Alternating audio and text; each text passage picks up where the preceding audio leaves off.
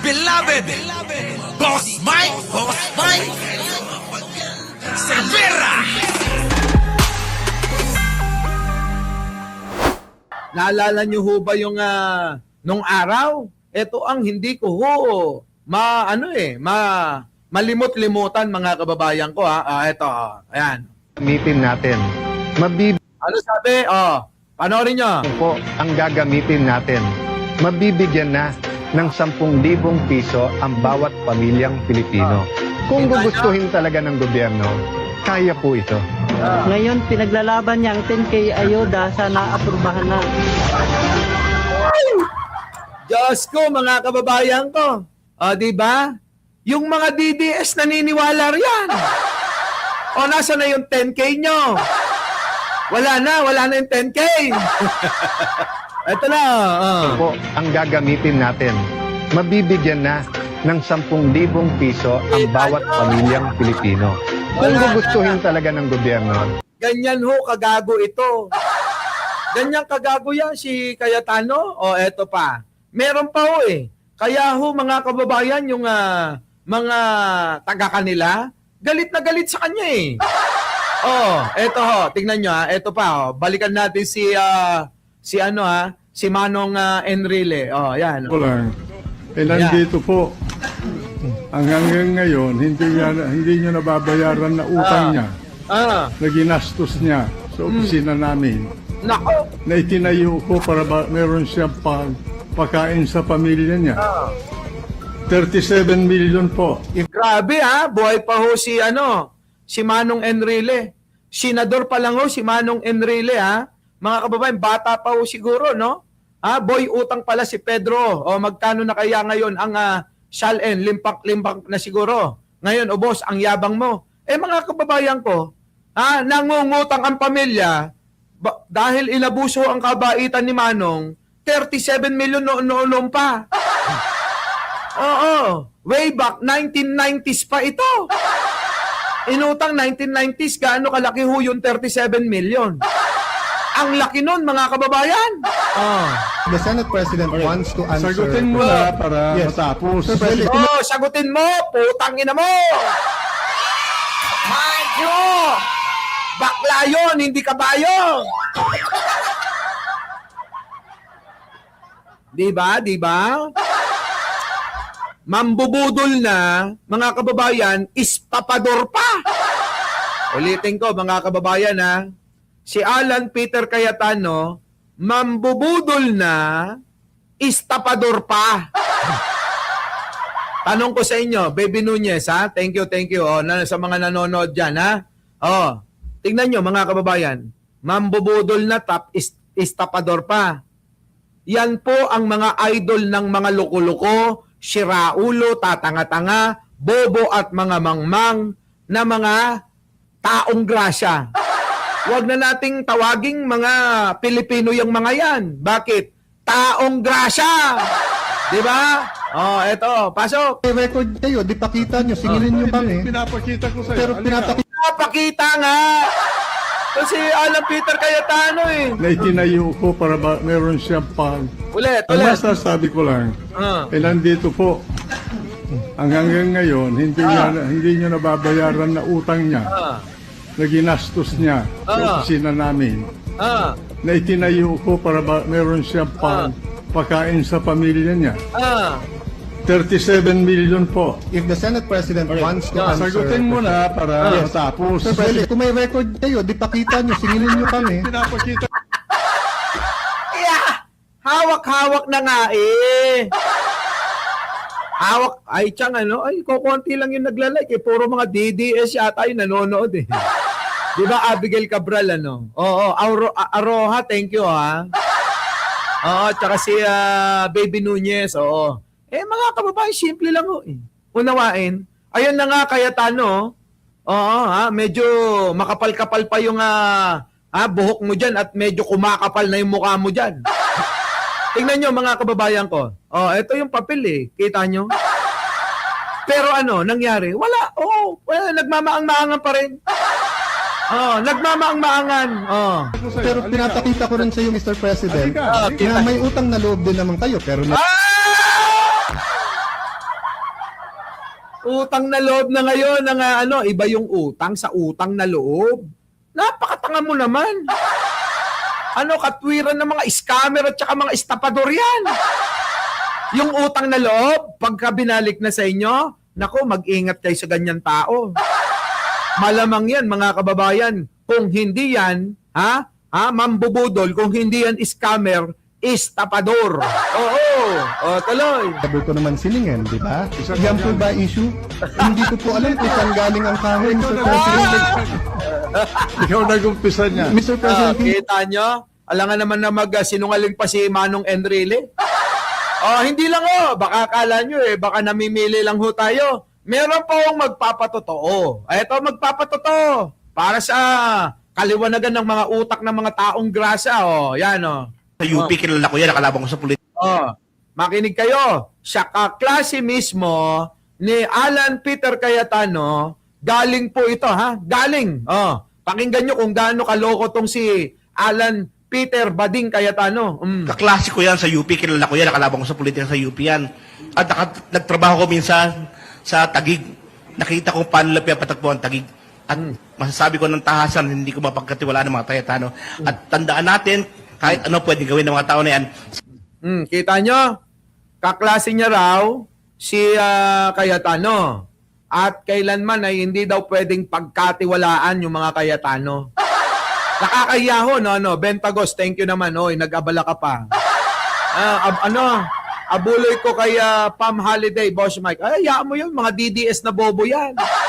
Oo, alam mo ba, yung vlogger yung mga yan. Oo, Bentagos, yung abuloy mo na yan. Papaliwanag ko lang, yung mga DDS na pumupunta rito, yung mga vlogger nila, hindi ho nila kayang gawin yung ganitong pagpapaliwanag.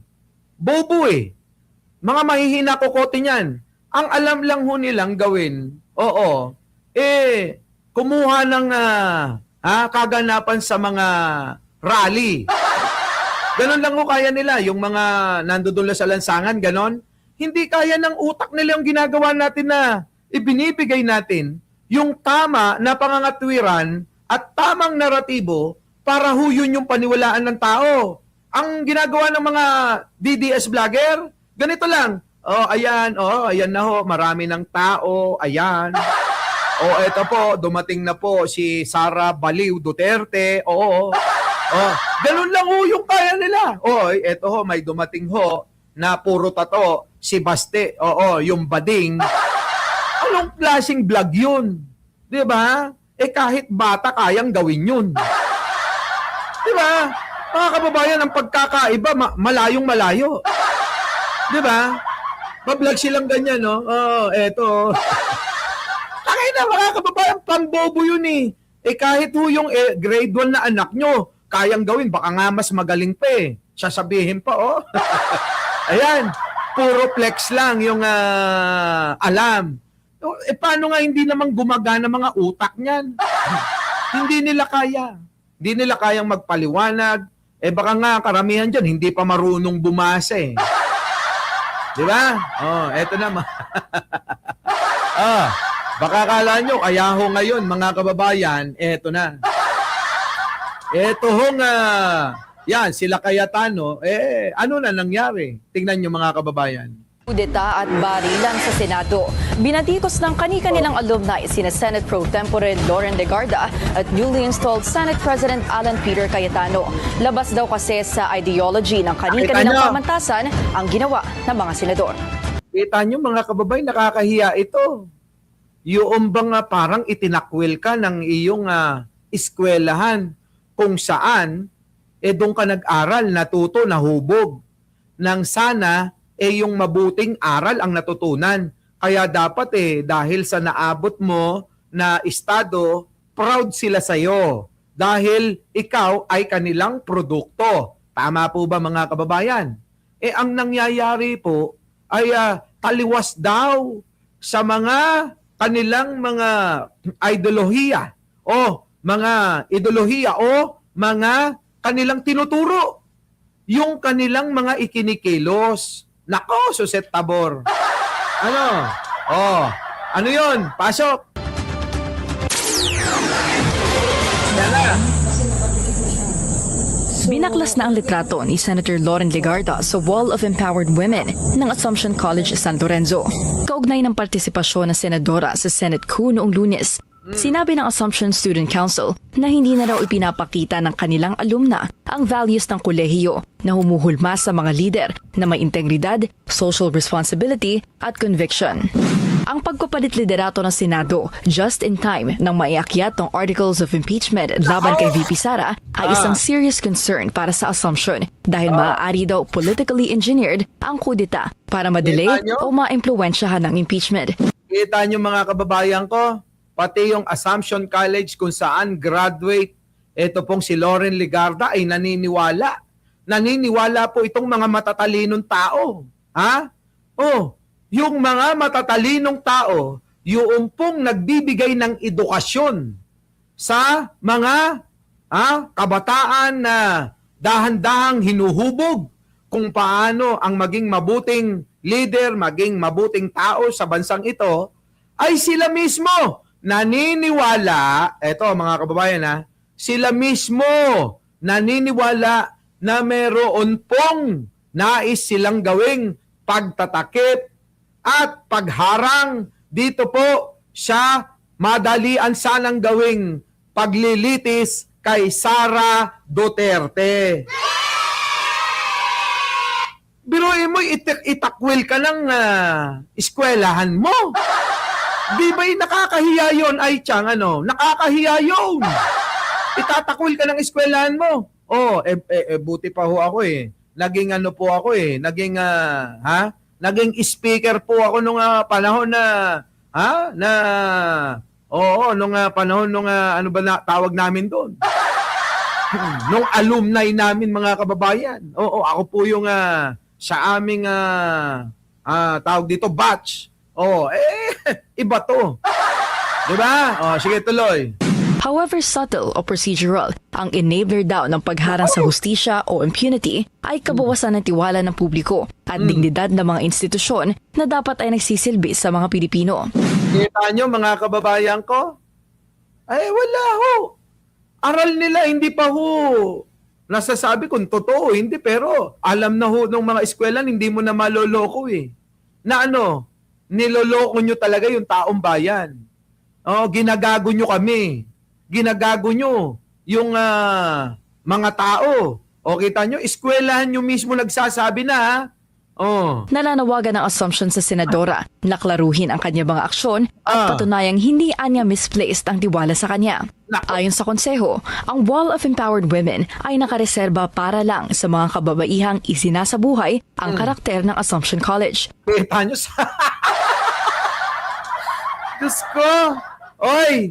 Para lang sa mga babae na isinasadiwa yung pong yung pong vision, yung pong anong eskwela nila? Assumption College. Ibig sabihin si Loren Legarda wala na yan kaya binaklas Wall of Empowered Women ay a Wall Empowered Moment. Yan po yung Wall Empowered Wall Empowered Women, mga kababayan, yung wall na yan. Kaya puro babae ho yung mga nandiyan dyan. Ngayon, binaklas. Binaklas, mga kababayan, Paano na ito? Diba? Ibig sabihin, pinakita pa, binidyo pa. Di nakakahiya si Loren Legarda dito. Malamang ho ito, baka hindi na ho manalo na senadora. At kahit ano ang itakbo na posisyon sa gobyerno, never na hong mananalo ito si Loren Legarda, mga kababayan. Wag lang bibili ng boto. Dahil ito daw mga kababayan, ay mahilig daw bumili ng boto. Di ba? Oo, mahilig daw bumili ng boto. Di ba ibinunyag yan ni Mayor Lito Atienza, dating Mayor Lito Atienza, naging kongresista din, ng Buhay Party List, si Lito Atienza. Bumibili ng buto! Tao pa ko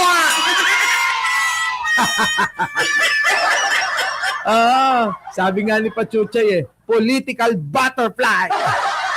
Putik na yun, eh, no? Oh, ito na.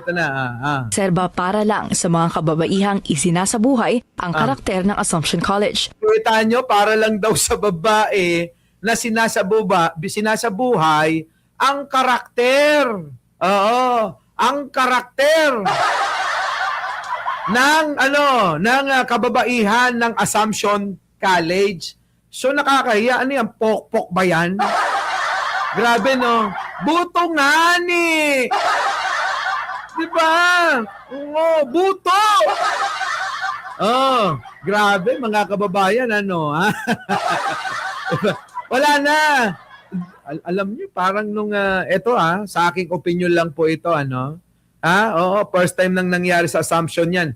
Alam niyo, para sa akin ito, parang pinandirihan si Loren Legarda, no?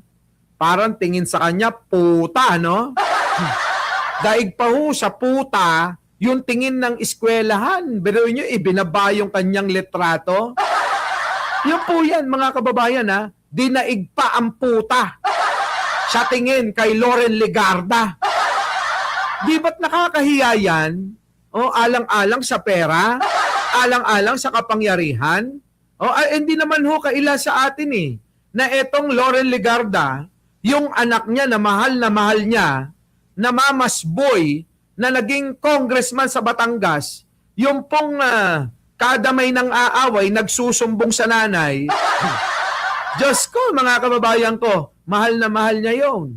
Kaya isa sa alang-alang niya, lahat para sa anak niya. Sukdulan, mga kababayan, pati yung kanyang dignidad, kanyang pagkababae. Ay, tignan nyo. Kaya nga maraming tanong eh. Hindi ba kayo nagtataka bakit siya Loren Legarda? Samantalang yung anak niya ano yun? Leandro Libiste. Bakit apelyido lang ho ng ama niya, Libiste, di ba? Bakit si Loren Legarda? Totoo bang asawa yan? Bakit Legarda siya, di ba dapat Loren Libiste? Ako'y nagtatanong lang mga kababayan, nagtatanong lang ako. Siguro mapapaisip din yung iba sa inyo. 'Di ba? Bakit iba ang apelyido? Ano ba yung mga 'yan? 'Di ba? Bakit ba? Ano ba 'yan? Mga hindi ba pinakasalan? 'Di ba? Anong plano? Ako mauunawaan ko si Sara Duterte. Bakit? Bakit hindi niya ginagamit yung pong apelyido ni Man Scarpio na asawa niya? Bakit to? Di ba nga hindi naman sila ayos na mag-asawa. Parang sa papel na lang sila nagkokonekta, no? Pero di ba nga maraming chismis, maraming nagsasabi na maraming nalilink, lalaki, babae, tomboy, bakla, yung mga kabengbangan daw ni Sara. Di ba? Maraming lumalabas Meron dyan yung pinakasal na nakiasawa, nakikasal sa kapwa babae, gano'n. Meron dyan mga kababayan na meron daw kabit na niregaluhan ng gasolinahan, na basketball player. Meron naman daw dyan na isang bakla na makeup artist niya, nakarelasyon din daw. Utang ano yan? Pang-universal ba yung poke niyan? Diba? Nakakadiri, mga kababayan, si Sara Duterte. Puta, lahat na lang ng kasarian, tinikman. Ibang klase, no? meron pang isang chismoso, na nagpalaglag daw si Sara Duterte. Diba? Lumabas yan. Kaya nga ho, nag-viral si Mima Alicia. Kaya nga ho, ginastosan ng, pinondohan ho ng malaking pera. Sino? Si Mima Alicia para sirain nila sa social media. Ang tatanga. Hindi nila alam, lalong sumisikat si Mima. Gumastos pa kayo para ma-promote siya. Tanga. Bobobo nyo talaga Sino ba kasi advisor nyo? Kunin nyo na nga ako. Diba? Ano nangyari? Di sumikat pa si Mima. Yan. Diba? ginamit ho yung may nag-content ho na si Sara Duterte daw, nagpalaglag daw, nagpa-abort daw, di umano, sa ibang bansa. Kaninong anak daw yon? Tanong ni Mima. Kaninong anak yun kung totoo na nagpalaglag daw, nagpa-abort daw si Sara Duterte? Sabi ni Mima yon sa kanyang reel, sa vlog. Mga kababayan, galit na galit ho yung mga DDS dyan. Galit na galit. Kaya minsan mga kababayan, sa dami ho ng tira kay Sara Duterte, nagulat ako bakit ito ang ininda. Bakit po ininda ni Sara Duterte yung abortion issue? Baka natsambahan ano? Baka natsambahan na totoo siguro. Totoo siguro na talagang nagpalaglag si Sara Duterte nyo. Yeah? Tao pa mo ha! Oh, di ba? Meron pang nai-issue na bodyguard daw niya. Parang si Sara, mukhang madikitan nyo lang. Tinatayuan na. May ganun ho kasi yung mga tao, mga kababayan Makis-kis lang ho sa balat nila. Kahit anong kasarian, lalaki, babae, bakla, tomboy. Aba mga kababayan, nalilibugan. Oh! Tao pa mo ha! Diba? Hindi kaya ganun si Sara? Madikitan mo lang, talagang libog na siya? Ano, Sara Duterte O, balikan natin to. Etong isa. Daig pa, pokpok, kung pandirihan si Loren Legarda dito Daig pa, pokpok talaga. Wala pang tugon si Legarda dito. Sa University of the Philippines Dilemma naman, nagkaisa ang 147 alumni ng magkaribal na political formation sa Eto UPD, na. ang Samasa o Sandigan ng mga mag-aaral para sa Sambayanan at ang nagkaisang tugon para manawagan ng resignation ni newly installed Senate President Alan Peter Cayetano. Kita nyo mga kababayan, ito ang masakit. Masakit ito mga kababayan ko Pati ho UP, kung saan graduate, kung saan ho bunga si Alan Peter Bading Cayetano, sinusuka rin siya. Di ba parang etong mga tao na to pinagsasampal nyo, hindi lang sila kundi buong pamilya nila. Ganun ho ang pakiramdam niyan. Kung ako yan mga kababayan, nako Diyos ko po, hindi ko kayang tanggapin niya, baka hindi na ho ako nako!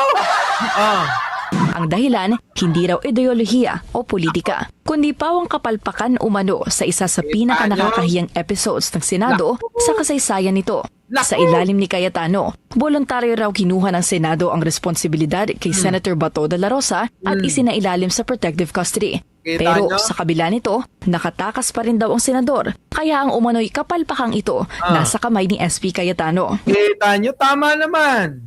Nasa kamay ni Cayetano na yan, di ba?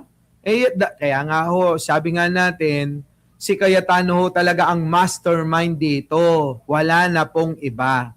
Wala pong iba mga kababayan. Si Cayetano ang mastermind dito.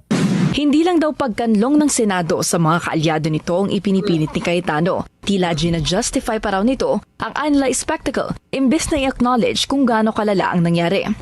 Paalala ng mga alumni, mas malaki kaysa friendships o coalitions ang responsibilidad. Dahil sa tuwing nakikita raw ng mga tao na bumabaluktot ang batas para sa iilang makapangyarihan, nagkakaroon daw ng impresyon na hindi naman sa katotohanan o legalidad nakaangkla ang batas, kundi sa koneksyon at alyansa. Kita nyo mga kababayan, tayo na ho, nagagamit na lang ho. Sa totoo lang, tayong mga Pilipino ang siyang nagagamit ng mga politikong mga putang inanto. Hindi ho tayo naggagaling-galingan dito pero kita nyo naman ang kinikilos ng kanilang mga eskwelahan kung saan sila yung mga humubog dyan. Tulad ni Loren Legarda, Alan Peter Cayetano. Yung mga eskwelahan nila na mismong humubog sa kanilang mga katangian sana na sana'y inaasahan nila'y maging mabuti at makatulong sa bayan, maging makabayan, maging tapat sa sambayan ng Pilipino, mukhang taliwas ho ang nangyayari. Nagiging tapat ho sila sa kanilang partido, sa kanilang mga kakampi, sa kanilang mga kasama sa politika. doon na po yung kanilang parang si Robin Padilla. Doon na po yung kanilang loyalty. Hindi na po sa atin. Hindi na po sa bayan. Hindi na po sa ating mga Pilipino. Kung may natitira pa raw na hiya at responsibilidad sa Senate President, sana raw ay mapagtanto nito ang kanya umanong ginawa at magbitiw sa pwesto. Cayetano, eskwelahan mo, pinagbibitiw ka, Cayetano, hindi ka ba nahihiya niyan? Mga kababayan, nakakahiya yan yung eskwelahan mo mismo. Kasama na lahat dyan. Yung mga profesor, mga dean, mga pati principal, pati yung mga mag-aaral, lahat mga kababayan, ang nagsasabi kay Alan Peter Cayetano na mahiya ka naman. Kung meron ka pang nahihiyang kahihiyan, sabing ganon, we are under attack, di ba? Tayo ang inaatake kung iisipin. Ayun na nga mga kababayan Sipin yung maigi ho yan. Sino ang nakakahiya ho? Hindi ho tayo, kaya ho tayo.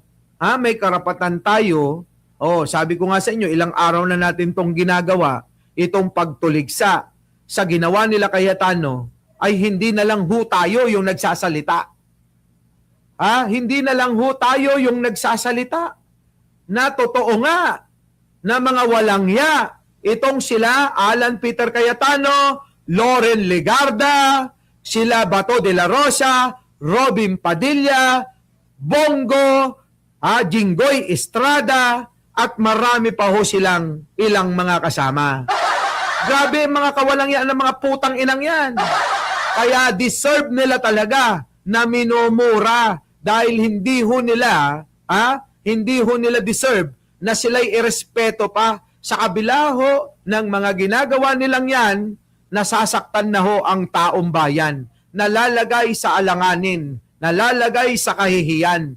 Hindi lang ho sa Pilipinas, kundi sa buong mundo. Nakakahiya, no, mga kababayan? Ayon pa sa Masa at Tugon, mahalagang ipunto na ang partido ni Cayetano sa UP na maging bahagi siya ng Student Council. Ang Tugon ay nakiisa mismo sa panawagan na bumaba siya sa pwesto. Grabe yun, Sino yun? Sino yun? Sino? Council. Ang Tugon ay pa sa Masa at Tugon. Mahalagang ipunto na ang partido ni Cayetano sa UP na maging bahagi siya ng Student Council. Ang Tugon ay nakiisa mismo sa panawagan na bumaba siya sa pwesto. Grabe yung Tugon daw mismo, mga kababayan. Nananawagan na bumaba ka na daw sa pwesto. Siyempre, bakla yan Kapit tuko yan. Bakla yan na politiko, kakapit sa tuko yan. Kapit tuko yan, kapit tuko. Wala na yan, yung kahihiyan, wala na. Hiya, wala. Samantala, ang Integrated Bar of the Philippines nagpaalala na ang Senado ay isang institusyon na dapat ay labas. Eto na mga kababayan, pati IBP nananawagan na rin. Kaya mukhang tatama na naman tayo sa bolang kristal natin, Mukhang tama tayo sa bolang kristal natin. Mukhang tama yung chismis ko sa inyo. Sa mga bago, gusto nyo ba marinig? Yung mga bago, hindi pa naririnig yung chismis ko, Yung mga luma na, alam nyo na yan, Yung mga, yung chismis ko sa bolang kristal, na na may mga kasama, si Alan Peter Cayetano ng mga senador, na hindi nila pinaalam yung pong gagawin nilang plano. Naguguluhin ang loob ng Senado. Narinig nyo na ba yon? Sino may gustong makaalam? Ikikwento ko. Press 1! Press 1! Kung narinig nyo na lahat, okay na. Our beloved Boss Mike Cervera.